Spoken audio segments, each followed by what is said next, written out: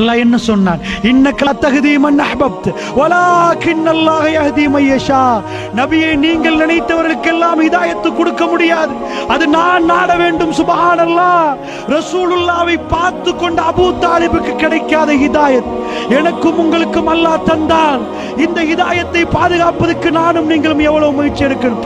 அல்லாஹ் மீது ஆணையிட்டு சொல்கிறேன், எந்த கோடியிலும் எந்த சொத்திலும் எந்த குடும்பத்திலும் நிம்மதி வர வேண்டுமாக இருந்தால் இது எதிலையுமே நிம்மதி இல்லை. அல்லாஹ்வுடைய நல்லடியார்களே, ஹிதாயத் ஆதம் அலைஹிஸ்ஸலாத்து வஸ்ஸலாம் அவர்களுக்கு அல்லாஹ் சொன்னானே, ஃபஇம்மா யஅதியன்னகும் மின்னி ஹுதன், என்னுடைய புறத்திலிருந்து உங்களுக்கு நேரான பாதை வரும். ஃபமன் தபிய ஹுதாய ஃபலா ஹௌஃபுன் அலைஹிம் வலா ஹும் யஹ்ஸனூன்.